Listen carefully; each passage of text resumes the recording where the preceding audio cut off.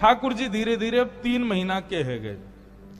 जैसे 3 महीना के भये तो महाराज ठाकुर जी ने पहली बार करवट बदली, और जैसी करवट बदली तो करवट उत्सव मनाया गया।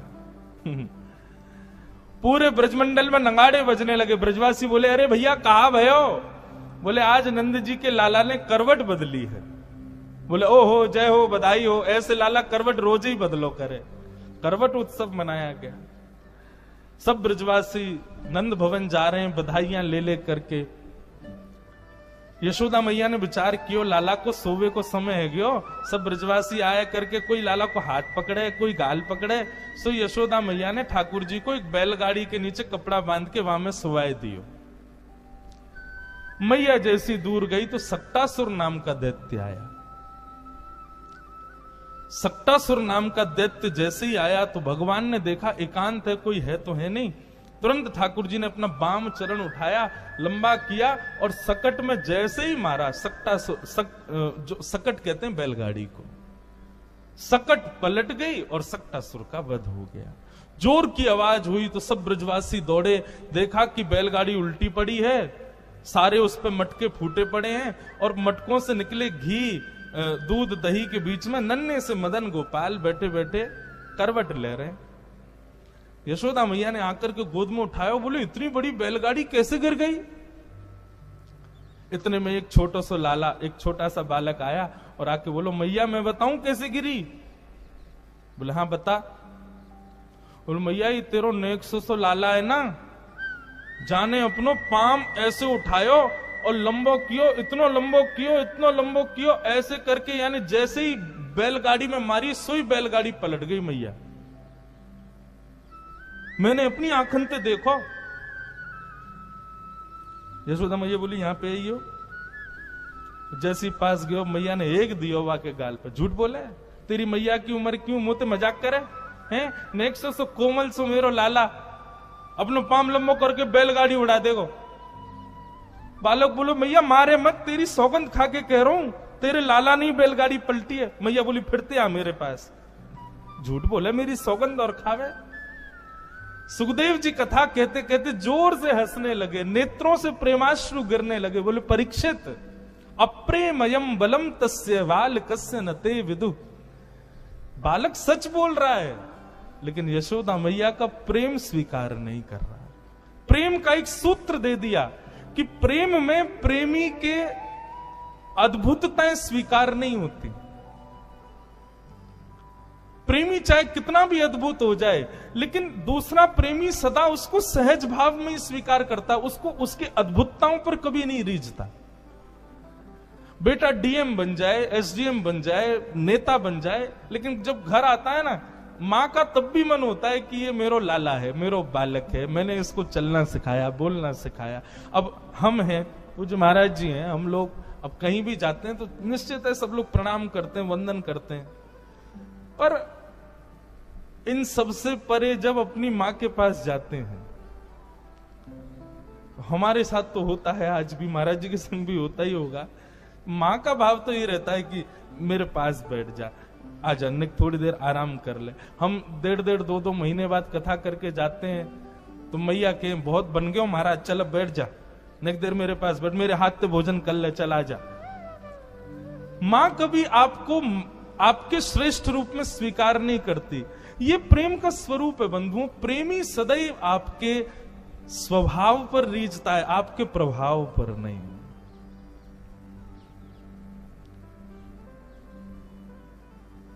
कई लोग पूछते हैं कि ब्रजवासियों से इतना प्रेम क्यों करते हैं ठाकुर जी?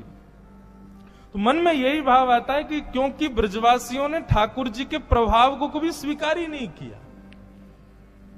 आज प्रसंग आएगा कथा में, ठाकुर जी ने 7 कोस लंबे चौड़े गिरिराज जी अपने वाम हस्त की कन्नी उंगली के नख पे धारण कर लिए। सब ब्रजवासी ने जाके अपनी अपनी छड़ी लगा दी। ठाकुर जी बोले, जे क्या कर रहे हो भैया? बोले, लाला हम छड़ी लगा रहे हैं, तू अपनी उंगली नीचे कर ले, गिरिराज जी को हम साध लेंगे। ठाकुर जी बोले, अच्छा 21 किलोमीटर लंबे चौड़े ऊंचे गिरिराज जी तुम्हारी छड़ी पर रुकेंगे? ब्रजवासी बोले, तो लाला तेरी नेक्सी से उंगली पर टिक जाएंगे? बोले, मेरी उंगली पर ही टिक रहे हैं ये, तुम्हारी छड़ी पर ना टिक रहे। ब्रजवासी बोले चल चल बात मत बनावे लाला, तू उंगली नीचे कर ले, हमने छड़ी लगा दी, गिरिराज जी टिक गए। ठाकुर जी बोले अब तो विश्वास कर लो। बोले हमें विश्वास ना है लाला, ये तो हमारी छड़ी पे टिक रहे हैं। ठाकुर जी बोले तो हम अपनी उंगली हटा रहे हैं। बोले हटा ले।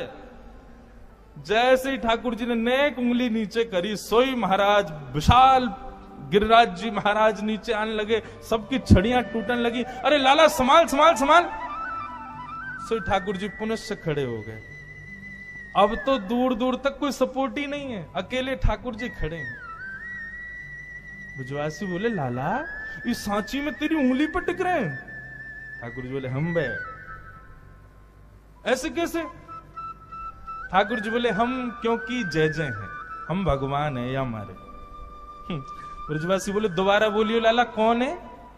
बोले जय जय भगवान। अच्छा जय जय, आपने ऐसा कौन सा काम किया जो आप जय जय हो? हमने पूतना मारी, अगासुर मारो, बकासुर मारो, धेनुकासुर मारो, आज गिरिराज जी उठा लिए, हम जय जय, तुम मानो ही ना हो कभी। ब्रजवासी बोले लाला सांची पूछे ना तो हमारे ब्रजमंडल को इतना प्रताप है कि यहाँ बिना भजन करवे वारो आवेगो तो अपने आप ही मर जाएगो। ये सब राक्षस बिना भजन वारे जैसे ही ब्रज में आए अपने आप ही मर गए। वो मरे मरायन में तेने हाथ लगा दी और यूं करो मैं जय जाऊं। ये पूतना अपने अपने भजन की सूक्ष्मता के कारण मरी, तेने नहीं मारी। ये तो हमारे ब्रज को प्रताप है। ठाकुर जी बोले धन्य है, इन ब्रजवासियों को प्रणाम है, इनके सामने मैं कितना भी प्रभाव दिखा दूं ये तब भी मुझको लाला ही समझेंगे। ठाकुर जी केवल इसी बात से रीझे हैं ब्रजवासियों से।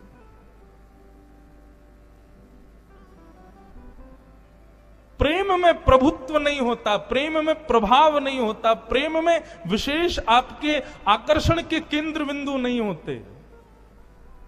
प्रेम में तो आप जैसे हो वैसे स्वीकार हो, और वो ब्रजवासियों ने दिया है ठाकुर जी को।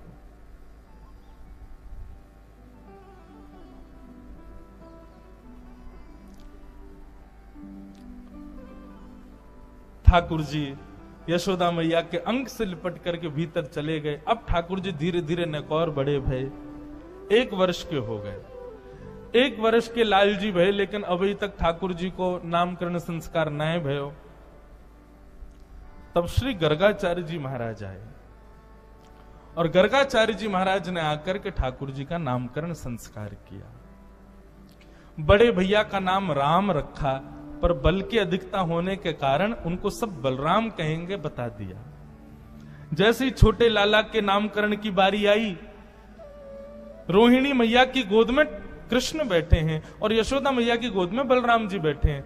तो पहले तो नाम बलराम जी का रखा। बोले मैया इनका नाम मैं राम रखता हूं, पर बल की अधिकता के कारण सब बलराम कहेंगे। और रोहिणी मैया के गर्भ में बैठे लाल जी को देख करके गर्गाचार्य जी महाराज की समाधि लग गई। क्यों?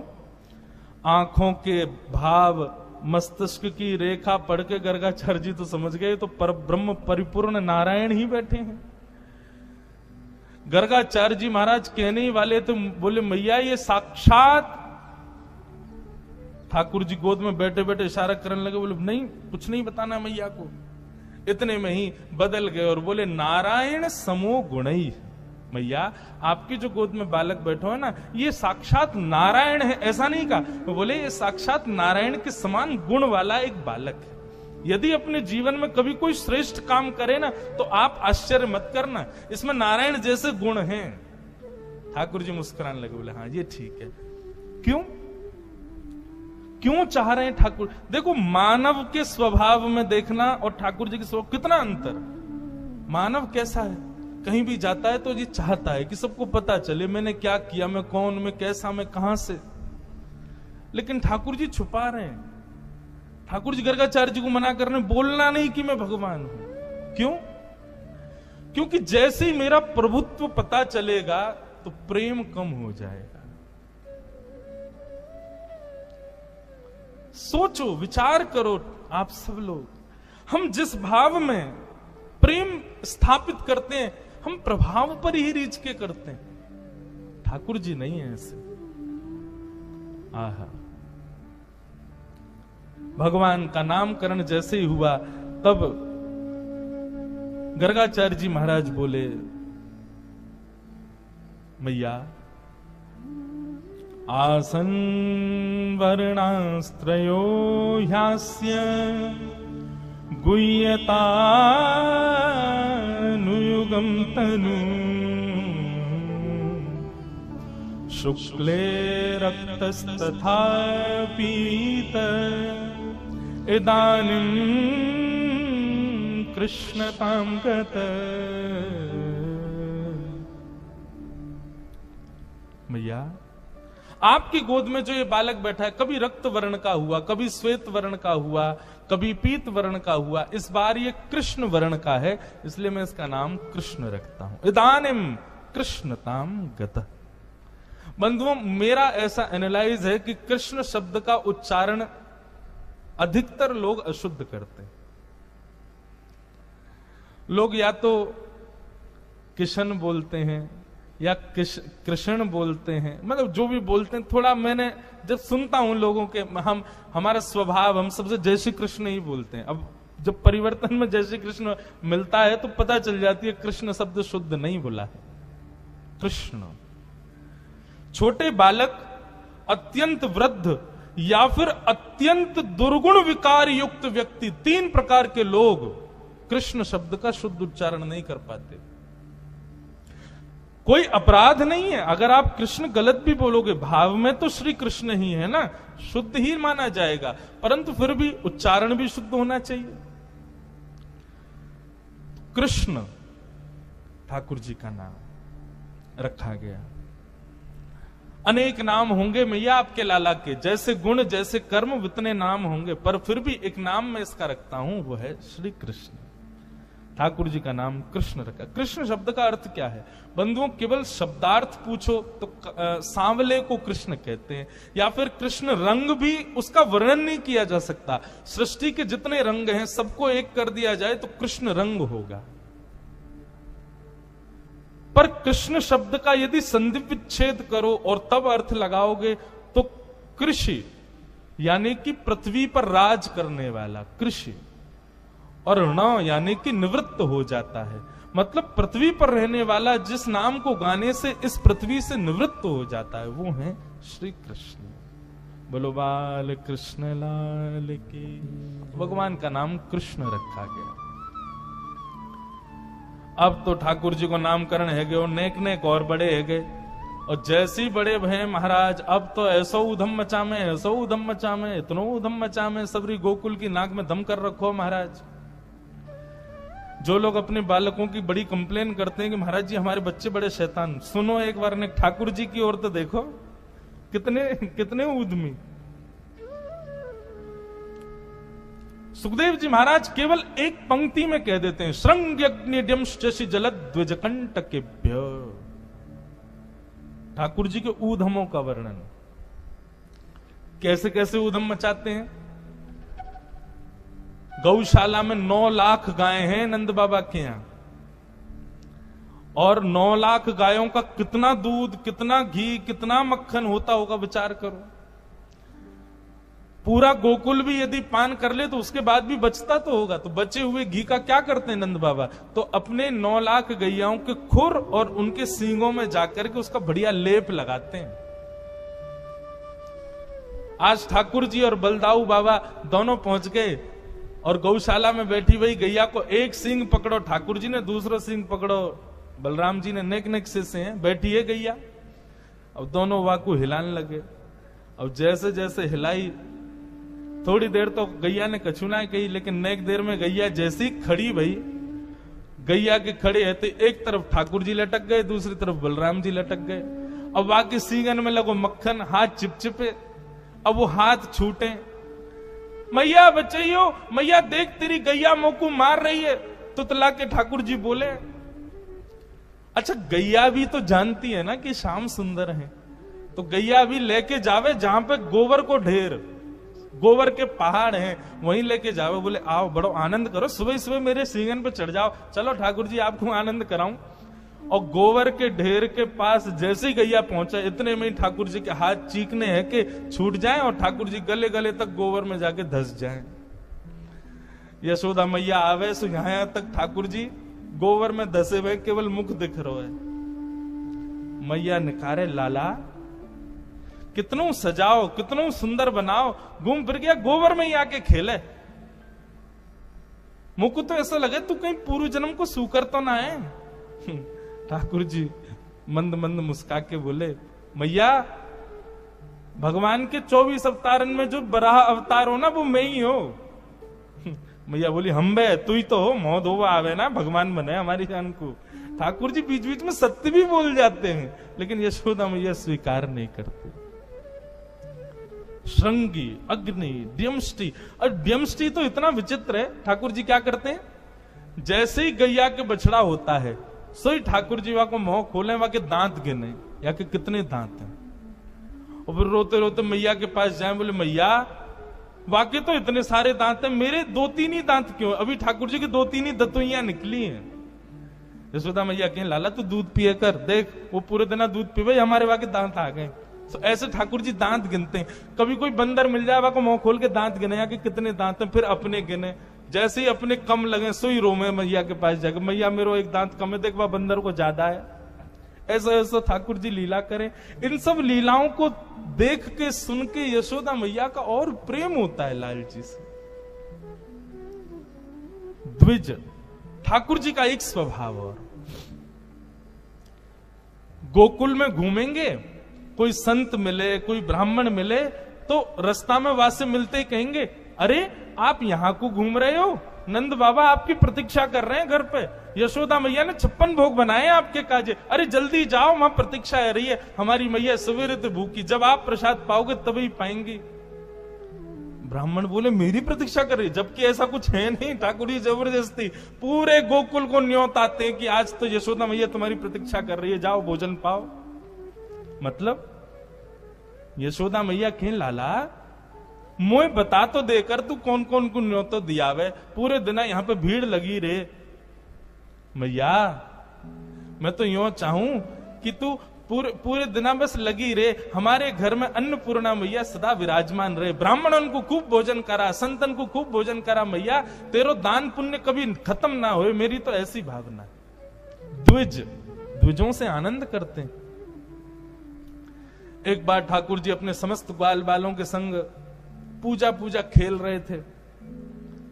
चारों तरफ ग्वाल बाल बैठे हैं, बीच में एक अग्नि कुंड बना करके, और ठाकुर जी आचार्य बन के बैठ गए, और सबरे ग्वाल बालन से बोले, जैसे ही मैं कहूं स्वाहा तो सब सामग्री डालियो, और सामग्री क्या, सूखे पत्तों का चूरा। और ठाकुर जी बोले स्वाहा डालो, ए मधुमंगल तू पीछे छूट जाए, समय पर डाले कर।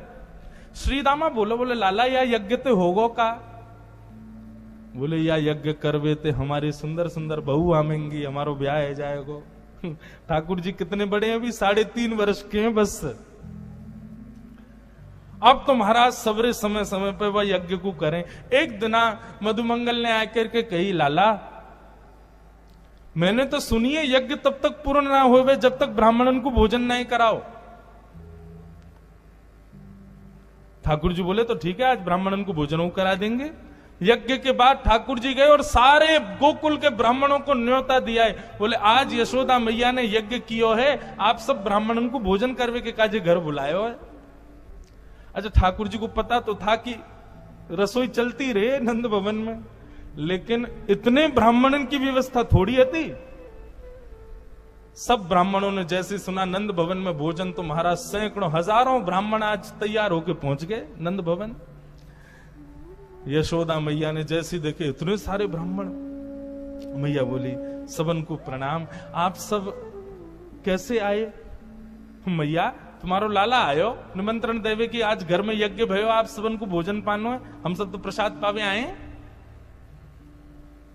मैया सर पे हाथ धर के बैठ गई, बोले कहां जाऊं या लाला ते, आज सबन को नहीं तो दिया है। बोले हम बे, अच्छा मैं व्यवस्था तो करूंगी, लेकिन पहले तुम्हारे यजमान को तो ढूंढू है कहां है। मैया गई सो ठाकुर जी पीछे खेल रहे ग्वाल बालन के संग। मैया ने आवाज लगाई, कन्हैया इतकुआ। ठाकुर जी ने जैसी यशोदा मैया देखी और संग में सबरे ब्राह्मण देखे, ठाकुर जी बोले मधुमंगल जी तो सांची को आ गए सबरे, मतलब सच में आ गए। मधुमंगल बोलो तो निमंत्रण इतनो ठोस दियो तो आएंगे तो सही। बोले अब तो मैया मारेगी, लेकिन मैं अकेलो नहीं पिटूंगा, तू चल मेरे संग, तू भी पिटेगो। ते नहीं तो ये सलाह दी कि ब्राह्मण को भोजन कराना है। ठाकुर जी पहुंचे, यशोदा मैया ने कही, अरे लाला ये सब ब्राह्मण आ गए हैं, सबन ने यो कही, तेने इनको जाके न्योता दियो, यो कही कि हमारे घर पे यज्ञ भयो, भोजन करवे आइयो। मोते बिना पूछे तेने इन सबन को न्योता कैसे दियो? अरे एक आ जाए, दो आ जाए, ठीक है, इतनी व्यवस्था तो है, अबे हजारों ब्राह्मणन को मैं कैसे भोजन कराऊं? ठाकुर जी बोले, मैया तेरी सौगंध खा के करो, मुझको तो जो ना पता इनको घर कौन सी गली में मैं ना जानू, इनको ये अपने आप ही आ गए। ब्राह्मण देवता बोले, मैया हम सांची बोल रहे हैं, वेदन की सौगंध तुम्हारे लाला ने न्यो तो दियो हमको। मैया ने पूछी, लाला अब तू बता कहा करूं? तो ठाकुर जी बड़ी सहज अटपटी वाणी बोल के कहते हैं, बोले मैया देख, हम पूजा पूजा खेल खेल रहे, वहां में मंत्र भी नहीं बोले गए, ब्राह्मण भी नहीं बुलाए गए, फिर भी हमारा यज्ञ है गयो, क्योंकि खेल खेल को यज्ञ हो ना मैया। अब खेल खेल को यज्ञ तो खेल खेल की प्रसादी। ये सब भी हाथ में दोना लेके कहते, हाँ भाई मोहन तार बहुत बढ़िया बनी है, देखो जलेबी तो बहुत ही स्वाद है, पूड़ी इनको स्वाद तो कहा कहूं, अरे आलू की सब्जी कितनी बढ़िया। खाली पत्तल लेके ये भी वहां में भाव ही रख लें, जैसे भाव से हमारी पूजा वही वैसे भाव से इनको भोजन। सब ग्वाल बाल बोलो, बोल बाल कृष्ण लाल की जय, हमारे लाला की जय। देख लाला ने कितनी बढ़िया युक्ति बताई। यशोदा मैया को क्रोध भी आता है और फिर हंसी भी आती है ठाकुर जी के भाव पर।